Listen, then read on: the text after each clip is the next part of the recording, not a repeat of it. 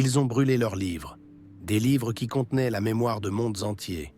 Ils ont détruit leurs temples, des temples alignés sur le soleil, la lune et les étoiles, où l'on enseignait les lois invisibles de la vie.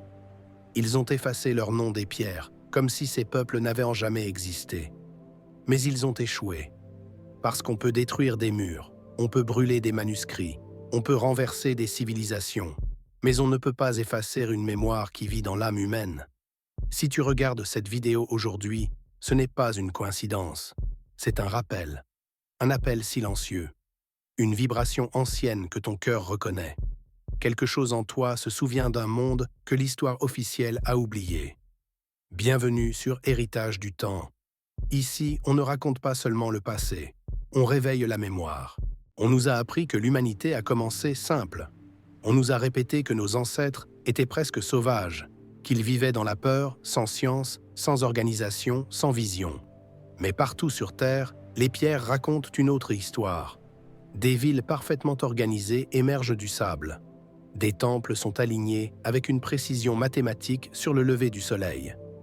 Des monuments suivent les trajectoires des étoiles invisibles à l'œil nu. Ces peuples observaient le ciel, comptaient le temps, maîtrisaient les cycles de la nature et parlaient de l'âme comme d'une réalité vivante. L'humanité n'est pas née confuse, elle n'est pas née primitive, elle est née consciente, connectée et sacrée. Et cette vérité dérange, parce qu'un peuple qui connaît sa véritable origine ne peut pas être facilement dominé. À travers l'histoire, le plus grand vol n'a pas été celui de l'or, mais celui du savoir. On a fermé des bouches, on a interdit des langues, on a effacé des symboles anciens. Des peuples ont perdu le droit de nommer le ciel, de parler de l'âme, de transmettre la guérison et de comprendre le temps. Ce n'était pas un oubli, c'était un choix. Un choix pour affaiblir l'esprit, pour couper les racines, pour éteindre la mémoire. Mais la vérité, elle, a continué de respirer. Regarde ces pyramides qui se dressent vers le ciel comme si elles voulaient toucher l'invisible. Regarde ces statues géantes qui veillent depuis des millénaires, silencieuses, mais pleines de messages. Regarde ces temples taillés dans la roche, sculptés avec une précision que le temps n'a jamais effacée. On les appelle primitifs. Mais des peuples primitifs ne déplacent pas des blocs de 70 tonnes. Ils n'alignent pas leurs monuments sur les étoiles par hasard. Ils ne construisent pas pour impressionner, ils construisent pour transmettre. Et ce qu'ils nous ont laissé n'est pas un mystère, c'est un message. Ils savaient que la terre est vivante, qu'elle respire sous nos pas et qu'elle parle à ceux qui l'écoutent. Ils connaissaient les plantes qui guérissent, les racines qui protègent et les feuilles qui rééquilibrent le corps et l'âme. Ils savaient que la pensée influence la matière, que la parole façonne la réalité et que l'intention guide l'énergie. Ils ne vivaient pas contre la nature, ils vivaient avec elle, en respectant ses cycles, en honorant ses saisons, comme on honore une mère qui donne la vie. Pour eux, le temps n'était pas une ligne qui avance sans retour. Il était un cercle vivant, un mouvement qui respire, un cycle qui enseigne. Chaque événement revenait jusqu'à être compris. Chaque épreuve portait une leçon. Chaque chute préparait une élévation. Le passé, le présent et l'avenir n'étaient bel pas séparés, ils dialoguaient entre eux.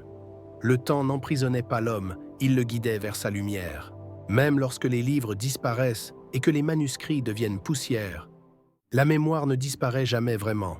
Elle reste gravée dans l'âme humaine, dans les émotions que tu ressens sans pouvoir les expliquer, dans les rêves qui te parlent la nuit, dans les intuitions qui te guident en silence.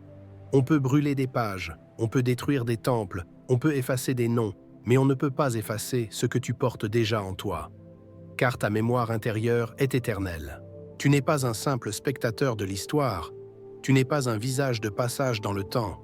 Tu es l'héritier d'un monde ancien, le porteur silencieux d'une mémoire plus vieille que les mots. Même quand ton esprit doute, ton âme, elle, se souvient. Elle reconnaît les vérités que l'on ne t'a jamais enseignées. Elle sent ce que les livres ont oublié. Tu marches sur des terres chargées de mémoire, tu respires un héritage ancien et ton existence même est la preuve que cette histoire continue de vivre. Les civilisations ne disparaissent pas seulement sous les armes, elles disparaissent dans le silence. Elles s'éteignent quand les hommes oublient leurs valeurs, quand la sagesse est remplacée par l'orgueil et que la vérité est sacrifiée pour le pouvoir. Les temples restent debout, mais les cœurs se vident. Les villes brillent, mais les âmes s'assombrissent. Et quand la mémoire disparaît, même les empires les plus puissants finissent par tomber. Ce que tu ressens maintenant n'est pas une simple curiosité. Ce n'est pas un hasard ni une émotion passagère. C'est un rappel silencieux, une vibration ancienne qui traverse le temps, une voix oubliée qui frappe doucement à la porte de ton âme. Quelque chose en toi se réveille, une mémoire plus vieille que les mots. Une vérité que ton cœur reconnaît avant même que ton esprit la comprenne. Ton héritage s'éveille. Chaque génération reçoit un choix silencieux, un choix que personne ne peut faire à ta place. Oublier ce que tu portes, ou te souvenir de ce que tu es, te fondre dans l'oubli, ou marcher avec la mémoire de tes ancêtres. Ce choix ne se crie pas, il se vit dans le cœur. Et aujourd'hui, ce choix t'appartient. Quand un peuple oublie son origine, il oublie aussi sa valeur. Il marche sans boussole, il vit sans racines, et il se perd sans même s'en rendre compte. La vraie pauvreté n'est pas matérielle, elle est intérieure. C'est la perte de mémoire, la perte de sens, la perte de lumière. Se souvenir, ce n'est pas regarder en arrière, c'est se relever. Abonne-toi à Héritage du Temps si tu veux réveiller la mémoire humaine, découvrir les civilisations que le monde a oubliées et retrouver la sagesse ancienne cachée dans le silence du temps.